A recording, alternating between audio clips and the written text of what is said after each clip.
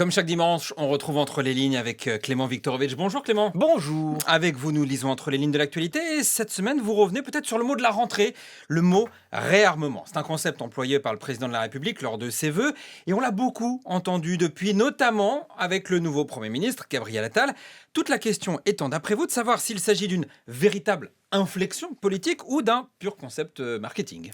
Et oui, le réarmement, c'est le concept de cette rentrée politique. C'est vrai qu'on le retrouve dans les tout premiers mots publiés par Gabriel Attal en tant que Premier ministre sur X, mais c'est bien sûr durant les vœux d'Emmanuel Macron aux Français que ce mot a en premier lieu été employé, et même, disons-le, suremployé.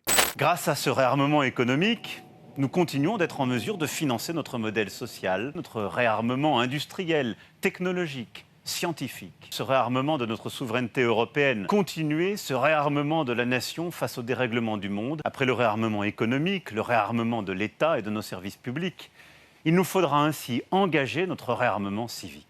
Voilà, vous l'entendez. Il a dit réarmement, je crois. Oui, c'est possible. En tout cas, c'est ce que j'ai cru comprendre. Pas moins de 8 occurrences dans un discours d'à peine 13 minutes. Bah alors, d'un point de vue rhétorique, puisque c'est un peu votre spécialité, qu'est-ce que ça nous dit? Est-ce que c'est ce qu'on appelle une stratégie du martèlement? Oui, c'est quelque chose comme ça. Bon, si on veut être technique, on peut parler d'une épanalepse de structure. Okay. Voilà, un mot très compliqué pour désigner quelque chose en réalité d'assez simple. Cela consiste tout bêtement à répéter un même mot ou une même formule dans chaque phrase ou dans chaque paragraphe d'une intervention, ce qui permet, au bout du compte, de donner une impression de cohérence globale. Le mot pivot devient un mot fil rouge auquel tout ramène. C'est ainsi qu'après avoir écouté Emmanuel Macron, on peut avoir le sentiment que chaque pan de sa politique est bien dirigé dans une seule et même direction, le réarmement de la nation. Mais alors, cette cohérence dont vous parlez, est-ce qu'elle est réelle ou bien, selon vous, c'est un procédé de discours? Bon oui, ça c'est vraiment toute la question. Tout dépend de savoir s'il y a véritablement eu auparavant une réflexion politique et idéologique qui partirait d'un objectif d'ensemble et chercherait ensuite à le déployer ministère par ministère, ou bien si au contraire, on se contente de chercher un mot suffisamment vague pour qu'il donne l'impression d'englober toutes les décisions qui sont prises, quelles qu'elles soient.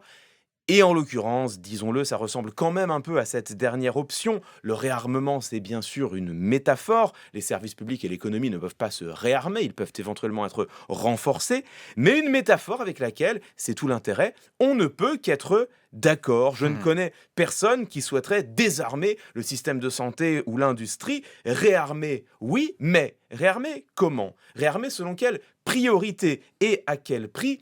Voilà les questions qui divisent et que pour l'instant, le président prend soin de laisser dans l'ombre. En rhétorique, c'est ce que l'on appelle un concept mobilisateur, un mot flou qui parle à tout le monde, mais possède un sens différent pour chacun. C'est le genre de concept que l'on emploie quand on veut donner l'impression de dire de grandes choses tout en étant sûr de ne froisser personne. Mais pourtant, c'est pas tout à fait un mot neutre. Il est quand même assez inhabituel, ce mot de réarmement. Oui, ça c'est vrai. Et cette métaphore, elle a beau être floue, elle n'en est pas pour autant anodine. Elle a déjà pour intérêt premier d'être bien adaptée au contexte dans lequel nous nous trouvons, rappelons-le. Après une année marquée par 2 grandes guerres internationales en Ukraine et à Gaza, l'image du réarmement permet de jouer sur les angoisses de vulnérabilité et sur les demandes de protection d'une partie des citoyennes et des citoyens. Pour le président de la République, c'est aussi une manière de convoquer quelque part l'unité de la nation derrière son action.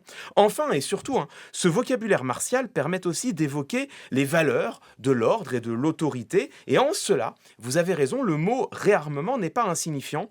Il nous dit quelque chose de l'image que souhaite construire de lui-même le président de la République, une image qui, elle, peut ne pas plaire à tout le monde. Alors, pour vous, ça n'est que de la communication, il n'y a pas de contenu politique derrière ça? Eh bien, en fait, peut-être que si, mais pas celui que l'on croit. Et c'est là où ça devient intéressant. Dites-nous. J'aimerais citer un beau livre publié en 2021 par le linguiste Damon Maillafre qui s'appelle « Macron ou le mystère du verbe ». Ce qu'a fait Damon Maillafre, c'est qu'il a utilisé une intelligence artificielle pour repérer les mots qui caractérisent le mieux statistiquement le langage du chef de l'État. Et vous savez ce que la machine a identifié? Dites-nous.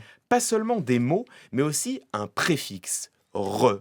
Emmanuel Macron sature ses discours de mots tels que revoir, rebâtir, refonder, recréer et donc désormais réarmer. Or, la spécificité de ce préfixe, c'est qu'il ne désigne pas l'invention de ce qui pourrait être à l'avenir, mais plutôt le retour à ce qui était auparavant. Derrière ces mots, ce que l'on entend, c'est au fond l'exaltation d'une France d'antan, qui aurait représenté un âge d'or et qu'il s'agirait de retrouver. C'est intéressant parce que quand on écoute Emmanuel Macron, il ne cesse de plaider pour le nouveau nouveau monde, le dépassement, l'innovation. Mais quand on observe son langage, on y trouve au contraire de la nostalgie, un regard tourné vers le passé, bref, une forme de conservatisme.